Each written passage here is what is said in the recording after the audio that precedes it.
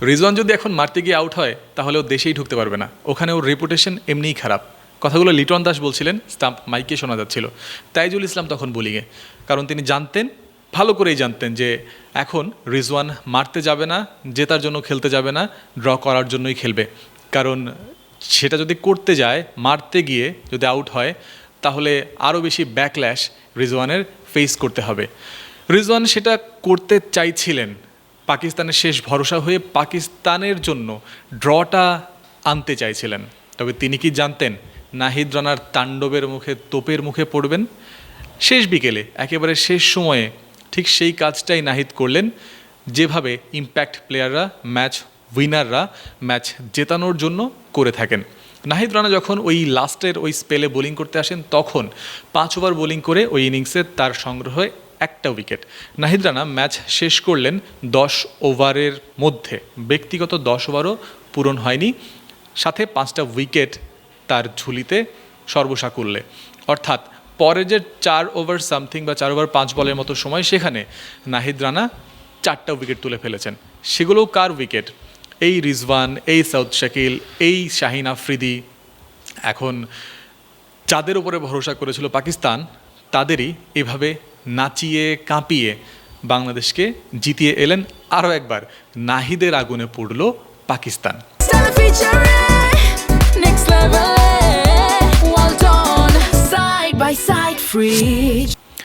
এখানেই সালমান আলী আঘা কিছুটা রিগ্রেট করতে পারেন, হয়তো তার বোধোদয় হতে পারে যে পরবর্তী সময় থেকে হয়তো কথা বলার ক্ষেত্রে আমার একটু সাবধানী হতে হবে। কেন? তিনি গতদিন যেটা বলেছেন প্রেস কনফারেন্সে এসে, যে বাংলাদেশ যদি আমাদের 260 রানের লক্ষ্য দেয়, তার আগে তিনি ব্যবহার করেছেন যে বাংলাদেশ যদি ব্রেভ এনাফ হয়, অর্থাৎ বাংলাদেশ যদি যথেষ্ট সাহসী হয়ে আমাদেরকে 260 রানের লক্ষ্য দেয়, তাহলে অবশ্যই আমরা সেটা তাড়া করব। তবে আমার মনে হয় না বাংলাদেশ সেটা করবে। এই কথা বলে একরকম বাংলাদেশের অহংবোধেইকে আঘাত করেছিলেন সালমান আঘা। তিনি যেটা বললেন, নিজের এই কথার কারণে হয়তো তাকেই পছতাতে হচ্ছে এখন। নাজমুল শান্তও কি কথাটা খুব সিরিয়াসলি নিয়েছিলেন। শান্তর মতো লিডার যে দলে রয়েছেন, নাহিদ রানার মতো ইম্প্যাক্ট প্লেয়ার যে দলে রয়েছেন, সেই দলকে এভাবে চ্যালেঞ্জ ছুড়ে দেওয়াটা বেশ সাহসিকতার বিষয়। সালমান আঘা নিজে কথার মাধ্যমে সাহসিকতা দেখিয়েছিলেন, তবে তাতে লাভ হলো না। ঠিক তিনি যেটা বলেছিলেন, বাংলাদেশ যদি 260 রানের লক্ষ্য দেয়, বাংলাদেশ সেটাই করেছে। 9 উইকেট পড়েছিল। হয়তো বাংলাদেশ এবং নাজমুল শান্ত চাইলেই অপেক্ষা করতে পারতেন যে আচ্ছা, আর একটা উইকেট আছে, টেল এন্ডার ব্যাটিং করছে, খুব বেশি সময় লাগার কথা না, অল আউট হতে অপেক্ষা করি। না, সেটা করেননি।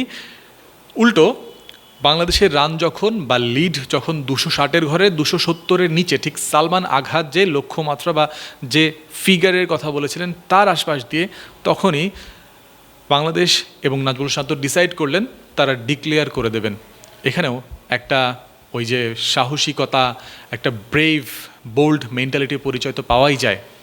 বাংলাদেশের সামনে তারপরের লক্ষ্যটা হচ্ছে পাকিস্তানকে ওই ছোট্ট নির্দিষ্ট সময়ের মধ্যে অল আউট করে দেওয়া। তাতে নাহিদ রানাকে জ্বলে উঠতেই হতো। হ্যাঁ, ম্যাচের 5ম দিন আশা করা যাচ্ছিল যে এই সময় এসে উইকেটের যে অবস্থা হয়েছে, সেখানে স্পিনাররা ছড়ি ঘোরাবেন, স্পিনাররা মূলত মূল ভূমিকাটা পালন করে বাংলাদেশকে জেতাবেন। ঠিক হলো উল্টোটা। পেসারদের কাছে আশা করা হয়েছিল প্রথমের দিকে, প্রথম 1 দিন 2 দিন বাংলাদেশের পেসার যারা আছেন, তাসকিন, রানা, ইবাদত, তারা পাকিস্তানকে ধসাবেন। উল্টো হয়েছিল, মিরাজ 5টা উইকেট পেয়েছিলেন। শেষের দিকে এসে আরও একবার উল্টো হলো, যেখানে স্পিনারদের আশা করা হচ্ছিল ভালো করবেন, সেখানে নাহিদ রানা একাই ঘুরিয়ে দিলেন পাকিস্তানকে। তাই আসলে বলতেই হয় এভাবে যে নাহিদ রানা মূলত বৃষ্টিকে হারিয়ে দিলেন। বৃষ্টি নাহিদ রানার কাছে পরাজিত হলো। কিভাবে? গতদিন ম্যাচের মোটামুটি 3-3.5 ঘন্টা বা এর আশপাশের, তার থেকেও বেশি সময় হতে পারে, বৃষ্টিতে নষ্ট হয়ে গেল। ঠিক বাংলাদেশ যখন ব্যাটিং করে ভালো একটা পজিশনে গিয়েছে, 100 রানের লিড নিয়েছে, লাঞ্চে গেছে, তখন মুষলধারে বৃষ্টি শুরু হলো মিরপুরে, 3 থেকে 4টা ঘন্টা নষ্ট হলো। ওই সময়ে একটা শঙ্কা জেগেছিল বাংলাদেশ হয়তো এই ম্যাচটা, যেখানে জেতার স্বপ্ন দেখছিল, এখন আর জিততে পারবে না, ড্রয়ের পথেই এগোচ্ছে হয়তো। তবে যেখানে ক্যাপ্টেন শান্ত রয়েছেন, পাকিস্তানের রমিজ রাজা শান্ততে বেশ মুগ্ধতা ছড়িয়ে তিনি বারবার বলছিলেন he is a great captain, Shanto is a very good captain. শান্তর ক্যাপ্টেন্সি, শান্তর বোলিং চেঞ্জ, শান্তর ফিল্ড পজিশন চেঞ্জিং, সব কিছু নিয়ে পুরো ম্যাচ জুড়ে তিনি আলাপ করছিলেন। কিছু ক্ষেত্রে গঠনমূলক সমালোচনা করেছেন যে শান্তর এই ডিসিশনটা না নিয়ে ওই ডিসিশনটা নিলে ভালো হতো। দিন শেষে ক্যাপ্টেন শান্ত যখন পাকিস্তানকে টানা তৃতীয় ম্যাচ হারিয়ে এগোচ্ছেন ড্রেসিং রুমের দিকে, তখন রমিজ রাজা বললেন হি ইজ এ গ্রেট লিডার। শান্তর আন্ডারে বাংলাদেশ অনেক ওপরের দিকেই উঠছে, শক্তিশালী দলগুলোকে হারাচ্ছে। মুশফিকুর রহিমের পর বা মুশফিকুর রহিমের পাশে এখন শান্ত বসেছেন বাংলাদেশের টেস্ট ক্যাপ্টেন হিসেবে সবচেয়ে বেশি সংখ্যক জয় পাওয়ার দিক থেকে। এবং শান্ত যদি কোনো অঘটন যদি না ঘটে, তিনি যদি টেস্ট সাইডের ক্যাপ্টেন থাকতে থাকেন, তাহলে তিনি বাংলাদেশের টেস্ট ইতিহাসের টেস্টের সেরা ক্যাপ্টেন হতে চলেছেন।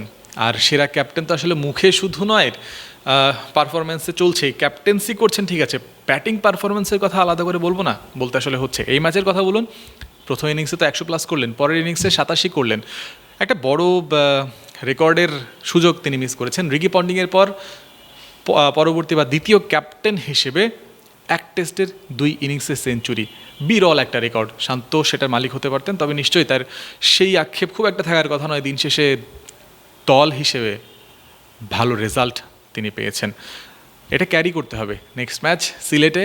মুশফিকুর রহিমের বাবা আজকে মিরপুর ছাড়ার সময় বলে গেছেন যে পাকিস্তানের বিপক্ষে টানা 3টা জিতলাম, 4 নম্বরটাও জিতবো, সিলেটে দেখা হবে।